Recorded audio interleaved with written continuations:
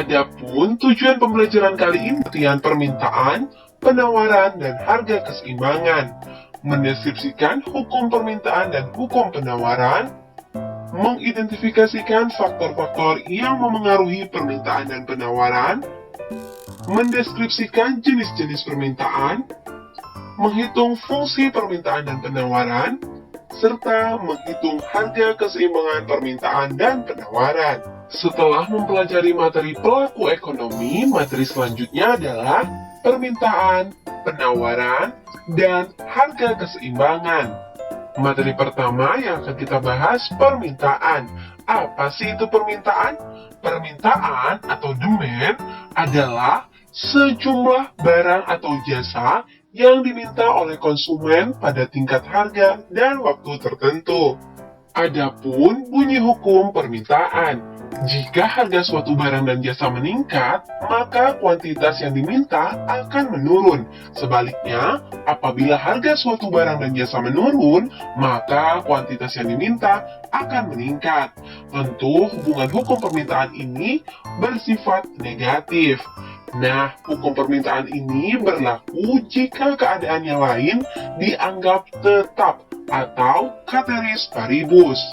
Keadaan lain yang dimaksud adalah pendapatannya tetap, seleranya tetap, harga barang lain tetap, dan tidak ada barang substitusi atau pengganti. Jelas ya? Kemudian, ada 3 jenis permintaan. Yang pertama, permintaan efektif adalah permintaan terhadap suatu barang disertai dengan kemampuan untuk membayar harga barang tersebut. Kedua, permintaan absolut adalah permintaan terhadap suatu barang yang tidak disertai dengan kemampuan untuk membayar barang tersebut. Dan yang ketiga, permintaan potensial adalah permintaan yang memiliki kemampuan membeli namun tidak dengan segera melaksanakan pembelian. Nah, keadaan ini merupakan potensi permintaan. Jelas ya? Lalu ada yang namanya kurva permintaan, yaitu grafik yang menggambarkan hubungan antara harga dengan jumlah barang atau jasa yang diminta. Sesuai dengan bunyi hukum permintaan, semakin tinggi harga suatu barang, maka kuantitas yang diminta akan menurun. Sebaliknya, semakin rendah harga suatu barang, maka kuantitas yang diminta akan meningkat. Oleh karena itu, bentuk kurva permintaan miring atau membentuk lereng dari kiri atas ke kanan bawah. Untuk lebih memahami bagaimana itu kurva permintaan, mari kita lihat contoh berikut ini. Ada tabel permintaan Ana terhadap jeruk selama 1 bulan. Dari daftar ini, dapat dibuat grafik seperti yang ada pada layar kalian ya.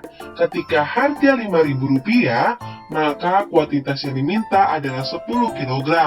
Dan ketika harga Rp4.000, kuantitas yang diminta 20 kg. Dan seterusnya. Setiap titik pada kurva permintaan memperlihatkan kombinasi harga dan kuantitas yang diminta oleh Ana. Jelas ya? Kurva permintaan bukan hanya bergerak saja loh, tetapi juga dapat bergeser. Ketika kurva permintaan bergeser ke sebelah kanan, maka jumlah kuantitasnya akan meningkat. Sementara ketika kurva permintaan bergeser ke sebelah kiri, maka kuantitasnya akan menurun. Nah, kurva permintaan akan bergeser ke kanan atau ke kiri karena dipengaruhi oleh perubahan faktor-faktor selain harga suatu barang. Misalnya, selera, pendapatan, ekspektasi di masa depan, dan jumlah penduduk. Dalam pengertiannya, berarti terjadi pada harga yang tetap atau perubahan jumlah permintaan pada harga tertentu. Jelas ya? Berikut faktor-faktor yang memengaruhi permintaan. Harga barang itu sendiri, harga barang lain, selera, jumlah penduduk, anggapan harga atau ramalan harga, atau ekspektasi harga, dan yang terakhir, pendapatan. Yuk kita bahas satu-satu. Pertama, harga barang itu sendiri. Harga suatu barang akan mempengaruhi banyaknya jumlah barang yang diminta. Ketika harga suatu barang tinggi, maka jumlah barang yang diminta akan sedikit. Sebaliknya, ketika harga suatu barang rendah, maka jumlah barang yang diminta akan banyak. Contohnya, apabila pada mulanya harga barang tersebut Rp1.000 per unit, dan kemudian naik menjadi Rp1.500 per unit, ini akan mempengaruhi jumlah barang yang diminta akan turun. Akan tetapi, apabila harga barang tersebut turun menjadi Rp500 per unit, maka kemungkinan jumlah barang yang diminta akan bertambah. Jelas ya? Kedua, harga barang lain, yaitu pada barang substitusi atau barang pengganti. Contohnya, misalkan kopi adalah X, teh adalah Y. Ketika harga kopi naik, konsumen kemungkinan akan mengurangi atau bahkan menghentikan pembelian kopi dan beralih ke teh. Oleh karena itu, kuantitas permintaan teh meningkat tajam meskipun harga teh tidak berubah. Begitu pula sebaliknya ya. Masih pada harga barang lain, yaitu barang komplementer atau barang pelengkap. Contohnya, misalkan kompor gas adalah X, gas adalah Y. Ketika harga kompor gas tinggi, maka permintaan gas akan menurun karena penjualan kompor gas menurun. Sebaliknya, ketika harga kompor gas menurun, maka permintaan gas akan meningkat karena permintaan kompor gas meningkat. Jelas ya? Ketiga, selera. Apabila orang tersebut sangat menyukai suatu barang, walaupun harga barang tersebut mahal, maka pembeli tidak akan menghiraukan adanya kenaikan harga. Sebaliknya, apabila selera masyarakat terhadap barang tersebut rendah, maka permintaan barang tersebut juga rendah. Keempat, jumlah penduduk. Jumlah anggota keluarga akan sangat mempengaruhi jumlah permintaan. Begitu juga dengan bertambahnya jumlah penduduk suatu negara, maka akan sangat mempengaruhi permintaan terhadap barang. Ketika jumlah penduduk tinggi, tentu permintaannya akan meningkat. Sebaliknya, ketika jumlah penduduk rendah, maka permintaannya akan sedikit. Jelas ya? Kelima, anggapan harga atau ekspektasi harga atau ramalan harga. Pada saat krisis ekonomi, harga barang cenderung berubah-ubah, bahkan cenderung naik. Masyarakat akan menambah permintaan terhadap barang kalau diperkirakan harga barang tersebut di masa yang akan datang akan naik. Sebaliknya, apabila keadaan perekonomian negara sudah semakin membaik, maka harga cenderung turun dan masyarakat menahan diri untuk mengurangi permintaan terhadap barang. Jelas ya? Keenam, pendapatan masyarakat. Jika pendapatan rata-rata setiap orang naik, maka akan mempengaruhi jumlah barang yang diminta, yaitu bertambah. Sebaliknya, apabila pendapatannya turun atau tidak memiliki pendapatan, maka akan sangat mempengaruhi berkurangnya jumlah barang yang diminta. Jelas ya?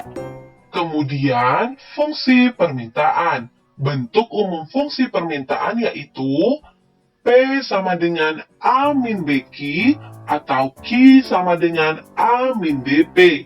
Untuk mencari fungsi permintaan, menggunakan rumus P min P1 per P2 min P1 sama dengan Q min Q1 per Q2 min Q1, di mana P adalah price, Q adalah quantity, A adalah konstanta yang berupa angka, B adalah gradien atau kemiringan yang ada hurufnya ya. Nah, ada dua syarat mutlak fungsi permintaan, di mana nilai A harus positif dan nilai B harus negatif. Diingat ya? Perhatikan contoh soal ini ya. Jika harga barang Rp80 per unit, maka jumlah permintaan 10 unit. Dan jika harga barang Rp60 per unit, maka jumlah permintaan 20 unit.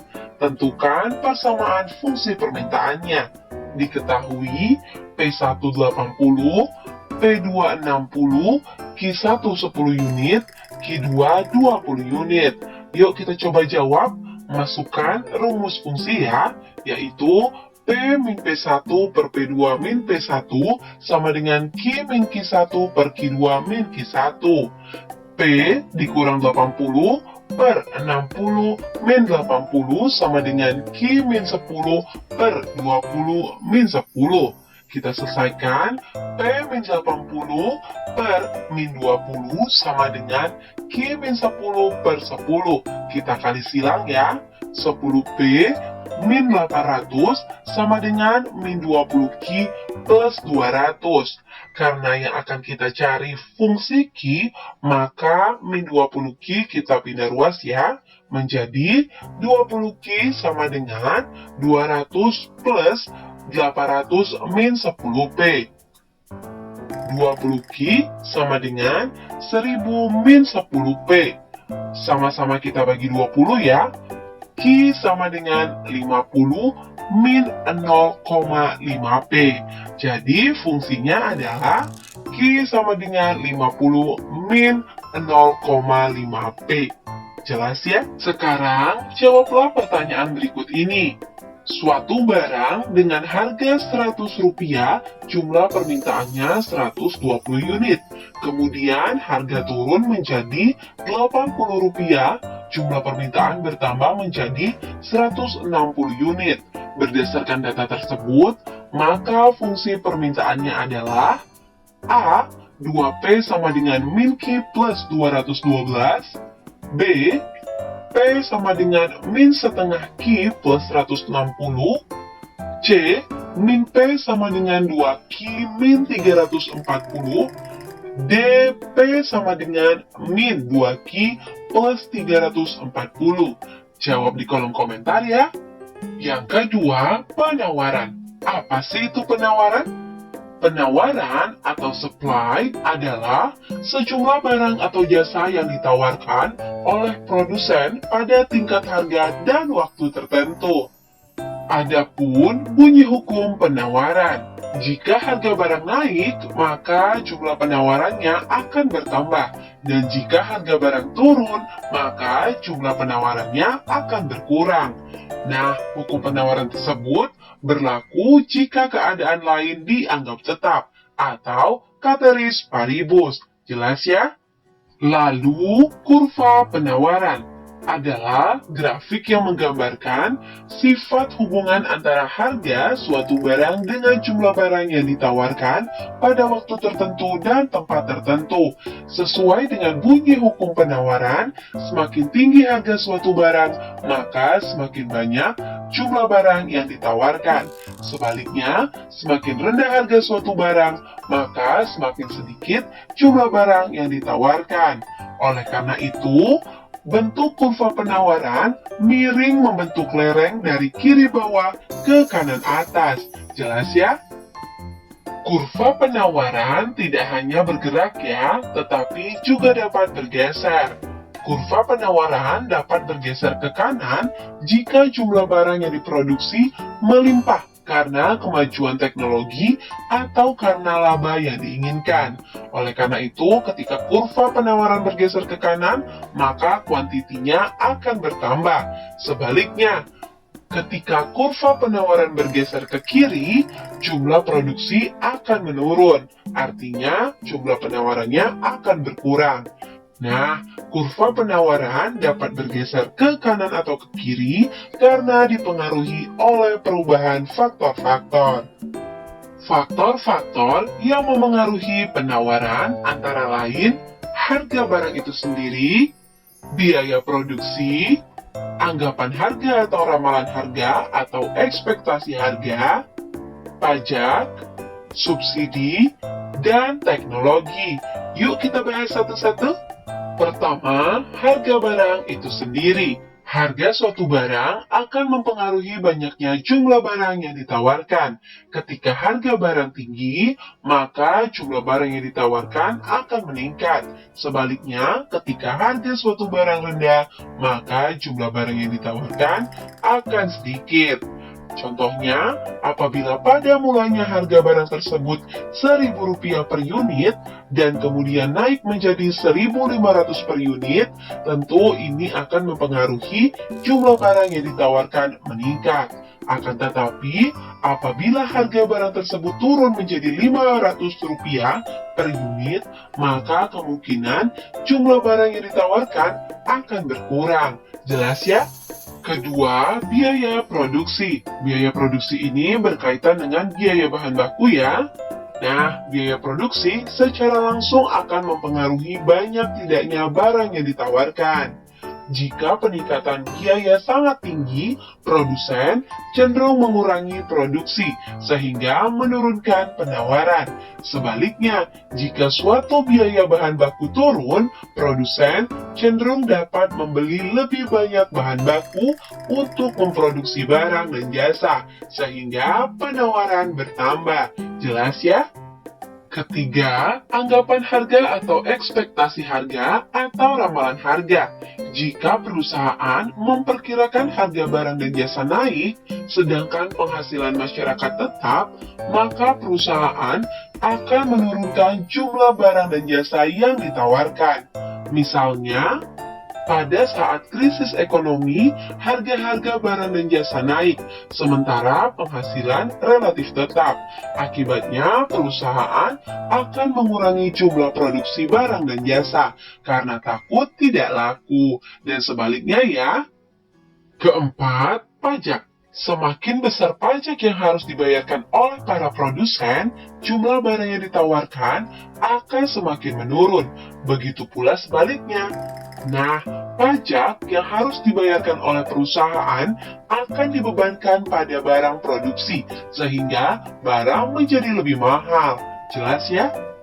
Kelima, subsidi. Subsidi yang diberikan pemerintah pada produsen akan mengurangi biaya produksi, sehingga harga barang akan lebih murah. Jika harga barang lebih murah, maka jumlah barang yang ditawarkan akan lebih banyak. Dan sebaliknya, jelas ya? Keenam, teknologi. Teknologi yang digunakan dalam memproduksi barang akan mempengaruhi jumlah dan kualitas barang hasil produksi.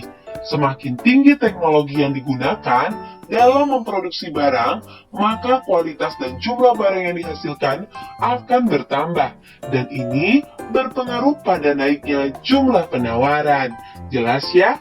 Kemudian, fungsi penawaran. Bentuk umum fungsi penawaran adalah P sama dengan A plus BQ atau Q sama dengan A plus BP, di mana untuk mencari fungsi penawaran menggunakan rumus P min P1 per P2 min P1 sama dengan Q min Q1 per Q2 min Q1, di mana P adalah price, Q adalah quantity, A adalah konstanta berupa angka, B adalah gradien atau kemiringan yang ada hurufnya ya.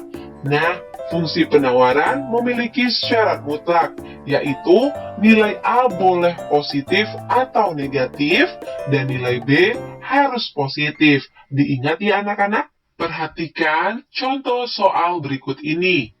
Pada saat harga Rp60 per unit, jumlah penawarannya 20 unit.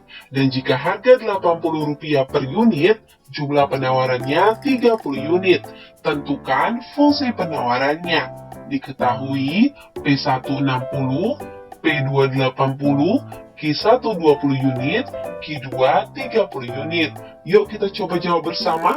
Untuk mencari fungsi penawaran menggunakan rumus P min P1 per P2 min P1 sama dengan Q min Q1 per Q2 min Q1. Kita masukkan P min 60 per 80 min 60 sama dengan Q min 20 per 30 min 20. Kita selesaikan ya. P min 60 per 20 sama dengan Q min 20 per 10. Kita kali silang, 10P min 600 sama dengan 20Q min 400. Karena kita akan mencari fungsi Q, maka kita pindahkan. Min 20Q sama dengan min 400 plus 600 min 10P. Maka min 20Q sama dengan 200 min 10P. Sama-sama kita bagi min 20 ya. Maka Q sama dengan min 10 plus 0,5P. Jadi, fungsi penawarannya adalah Q sama dengan min 10 plus 0,5P. Bisa ya? Sekarang, jawablah pertanyaan berikut ini.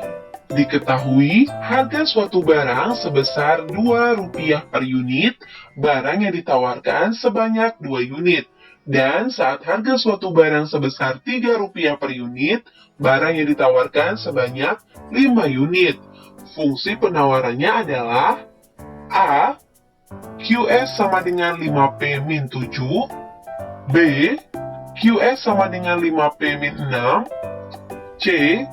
QS sama dengan 4P min 5, D. QS sama dengan 3P min 4. Jawab di kolom komentar ya. Ketiga, harga keseimbangan. Apa sih harga keseimbangan?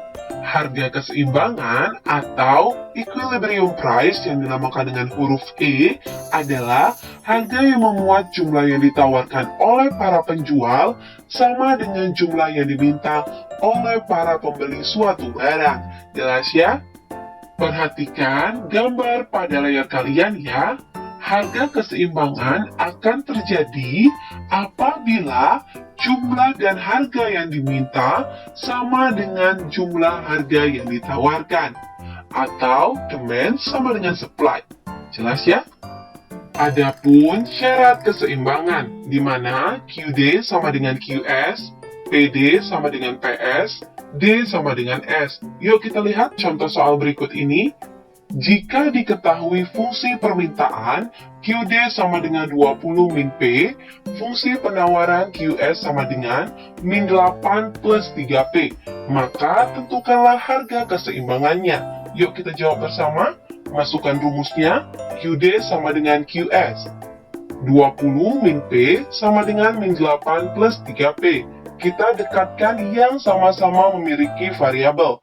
Min P, min 3P sama dengan min 8, min 20. Jadi, min 4P sama dengan min 28. P sama dengan min 28 dibagi min 4. Maka P-nya sama dengan 7. Nah, untuk mencari Q-nya, kita boleh menggunakan QD atau QS. Di sini Miss Ana menggunakan QD ya.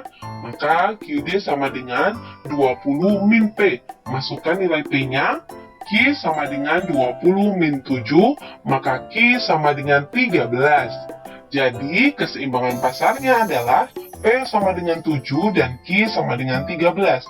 Atau Q, P sama dengan 7,13. Bisa ya? Sekarang, jawablah pertanyaan berikut ini. Fungsi penawaran pasar tepung terigu adalah 2P sama dengan 20 plus Q, sedangkan fungsi permintaan pasar tepung terigu adalah P sama dengan 30 min 1,5 Q. P adalah harga per kilogram tepung terigu dalam ribuan rupiah. Q adalah jumlah tepung terigu yang diminta dan ditawarkan dalam kilogram. Harga per kilogram dan jumlah yang terjual pada saat pasar dalam keadaan seimbang adalah A. P sama dengan 10 dan Q sama dengan 10. B. P sama dengan 10 dan Q sama dengan 15. C. P sama dengan 15 dan Q sama dengan 10. D. P sama dengan 15 dan Q sama dengan 15. Jawab di kolom komentar ya. Demikianlah materi kita mengenai permintaan, penawaran, dan harga keseimbangan. Mudah-mudahan dapat dipahami dan bermanfaat ya.